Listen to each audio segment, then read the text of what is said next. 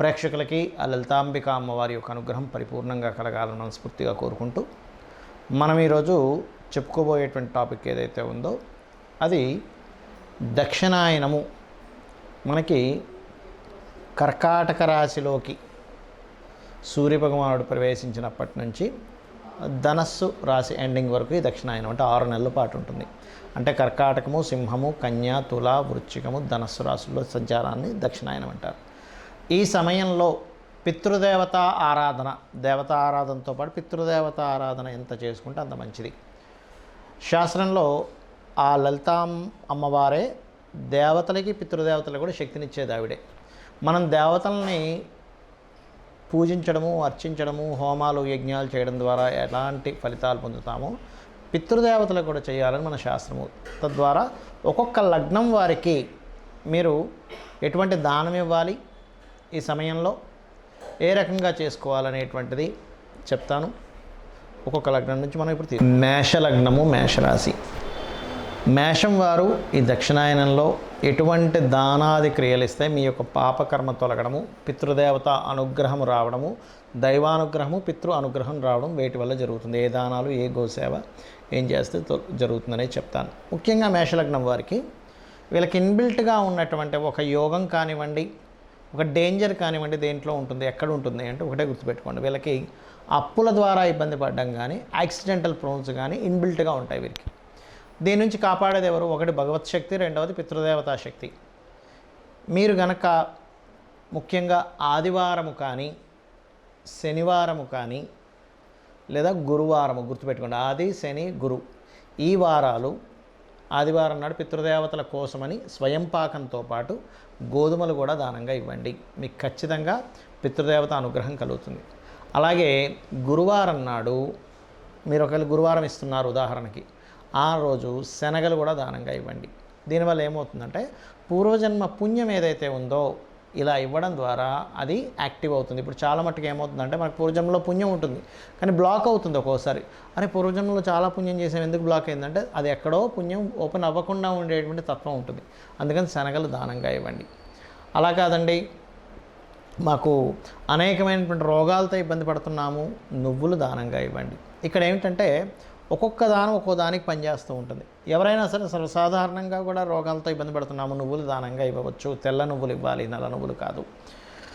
ఈ రకంగా చేయడం ద్వారా మీరు ఇబ్బంది నుంచి బయటపడతారు. అలాగే కొన్నిసార్లు దానం ఇవ్వడం కుదరదు. కొన్ని ప్రదేశాలు వేరే విదేశాల్లో అక్కడ ఇక్కడ ఉంటారు. అలాంటప్పుడు మీరు విదేశాల్లో ఉన్న మీ తరపుని ఇండియాలో ఉండే వాళ్ళతో మీరు ఇప్పించవచ్చు, అందులో ఎటువంటి సందేహం లేదు. అది కూడా మాకు ఛాన్స్ లేదండి, ఏం చేయాలి? కొన్నిసార్లు విదేశాల్లో ఉండకపోయినా ఇక్కడే ఉంటారు. గోవుకు పెట్టవచ్చా? నువ్వులు మాత్రం గోవుకు పెట్టకండి దయచేసి. ఏం పెట్టచ్చు? గోధుమ ప్లేస్లో గోధుమ రవ్వ పెట్టచ్చు. శనగల ప్రదేశంలో అరటికాయలు తినిపించవచ్చు గోవుకి. అదేవిధంగా నువ్వుల ప్రదేశంలో బెల్లాన్ని తినిపించవచ్చు, గుర్తుపెట్టుకోండి. లేదా ఈ నూనె ఉంటుంది, నూనెని దానంగా కూడా ఇవ్వవచ్చు. ఏదైనా ఆలయాల్లో ఇప్పుడు విదేశాల్లో ఉన్నారు, మనకి మాటికి మీకు అనేకమైన అనారోగ్య సమస్యలు ఇబ్బంది వస్తూ ఉంది.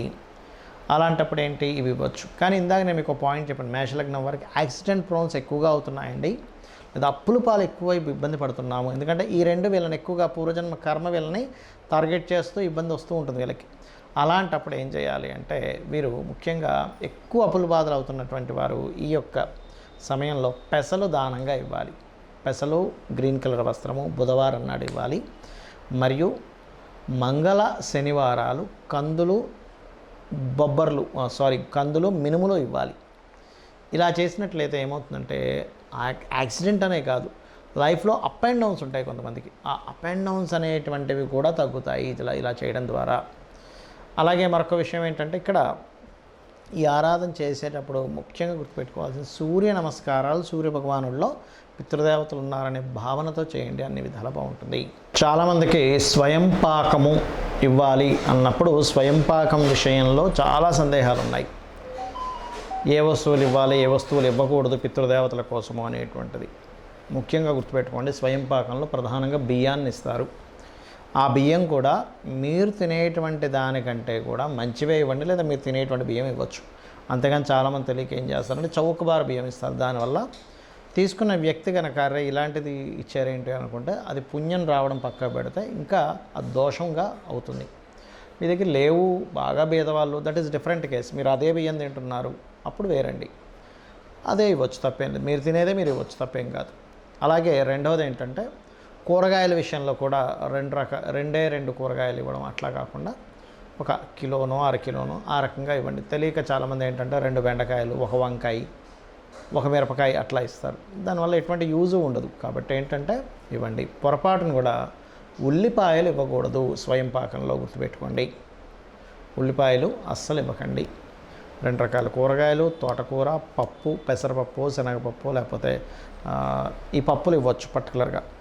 అలాగే స్వయం పాకం ఇచ్చేటప్పుడు మీ యొక్క గోత్రము, మీ యొక్క ఇప్పుడు ఎలా ఉంటుందంటే తండ్రి గారు గతించారనుకోండి, అప్పుడు తండ్రి గారు, తాతగారు, ముత్తాతగారు పేర్లు చెప్పిస్తారు. లేదా వాళ్ళని కొంతమందికి ఏమవుతుందంటే కొన్ని విషయాలు తెలియవు. అయ్యో ముత్తాత గారి పేరేంటో తెలియదండి, తాతగారి పేరేంటో తెలియదని అంటూ ఉంటారు. అలాంటి వారికి ప్రత్యామ్నాయంగా వాళ్ళు వేరే చదువుతారు. చాలా తక్కువ రేర్గా ఉంటారు, అది ఇవ్వాలి. ఇక మరొక విషయం ఏంటంటే ఇందులో చాలామందికి ఇంకొన్ని సందేహాలు ఉన్నాయి. ఏమిటంటే ఏమండి మేము మొత్తం 4 అన్నదమ్ములం, మా అన్నయ్య ఆల్రెడీ ఇస్తున్నాడు, నేను ఇవ్వచ్చా, లేకపోతే మా తమ్ముడు ఇచ్చేస్తున్నాడు కదా నేను అక్కర్లేదా అని. అలా ఏమీ లేదు, గుర్తుపెట్టుకోండి. ఎంతమంది పిల్లలున్నా వేరే వాళ్ళు ఆ యొక్క దానాది కర్మలు చేస్తున్నా మీరు మాత్రం ఇవ్వండి. మనకి ఈ యొక్క పితృదేవత ఆరాధన వల్ల వంశ అభివృద్ధి కలుగుతుంది అని చెప్తుంది శాస్త్రం. సంతానం కలగటం లేదు, ఖచ్చితంగా సంతాన యోగం అనేటువంటిది ఇస్తుంది.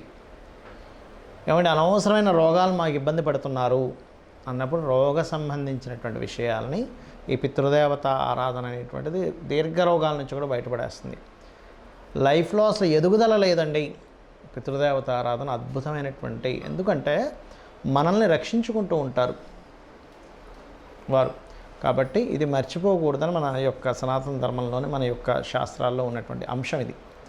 మనకి ఇదేదో ఈ మధ్య కొత్తగా వచ్చింది కదా, మన రామాయణ మహాభారతాలలో కూడా భీష్మ పితామహుడు, అదేవిధంగా రాముడు, వీళ్ళందరూ పితృకర్మలు చేసినట్టు ఆ యొక్క దర్భల మీద ఆ యొక్క పిండములను పెడుతున్నటువంటివి మనం చాలా చూస్తూ ఉంటాం రామాయణ మహాభారతాల్లో కూడా. అంటే ఇదేదో ఈ మధ్య కాలంలో ఏదో వచ్చింది అనుకునేటువంటిది పూర్తిగా తప్పు, గుర్తుపెట్టుకోండి. అలాగే ఏమంటే ఈ 6 months దక్షిణాయనంలోనే చేయాలి, ఉత్తరాయణంలో చేయకూడదు అనేటువంటిది ఏం లేదు, గుర్తుపెట్టుకోండి. ఉత్తరాయణంలో చేయొచ్చు, దక్షిణాయనంలో మరింత ఎక్కువగా దాని యొక్క ప్రభావం ఉంటుంది అనేటువంటిది అర్థం. ఎందుకంటే ఆ యొక్క మహావిష్ణువు యోగ నిద్రలోకి వెళ్తారంటారు.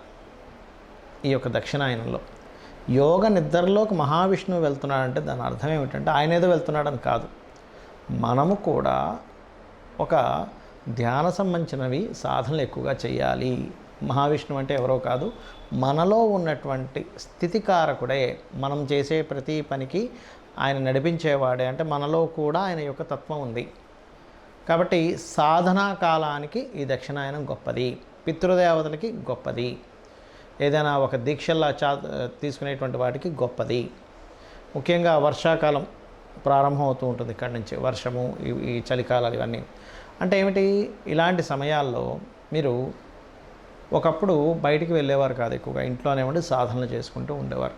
దానివల్ల ఏమిటి, బయటికి వెళ్ళి అనవసరంగా యోగ నిద్రలోకి వెళ్ళమంటే అండి, బయటికి వెళ్ళి ఈ రోగాలు ఇవన్నీ కూడా ఏంటి వర్షాల వల్ల వీటి వల్ల వస్తుంటాయి. కాబట్టి ఎటువంటి రోగములు రాకుండా ఇంట్లోనే నువ్వు చక్కగా కూర్చొని ఇంట్లో నుంచి అన్నీ ఆపరేట్ చేస్తూ చాలా తక్కువ సమయాన్ని మాత్రం బయటికి వెళ్ళి రావడానికి చేసుకోవాలనేటువంటిది చెప్పేవారు.